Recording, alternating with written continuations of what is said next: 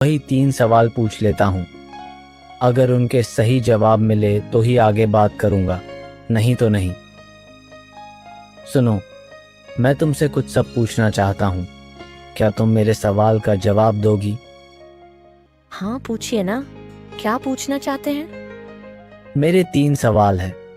उसमें से पहला है, वह कौन सी चीज़ है जो कम होकर भी भारी होती है और ज़्यादा होकर भी हल्की रह जाती है?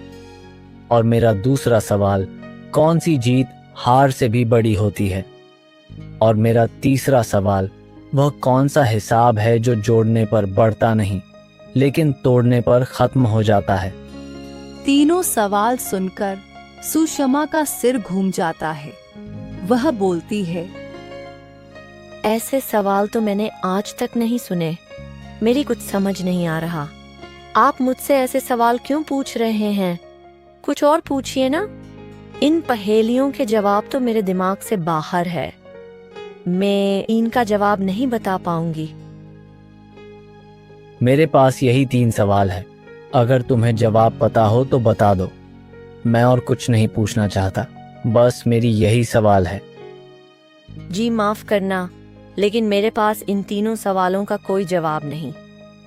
अशोक उदास हो जाता है और मन ही मन सोचता है। मुझे लगा यह बहुत समझदार है, इसे सारे सवालों के जवाब आते होंगे, लेकिन मैं गलत था। इसलिए तो मेरे एक भी सवाल का जवाब नहीं दिया।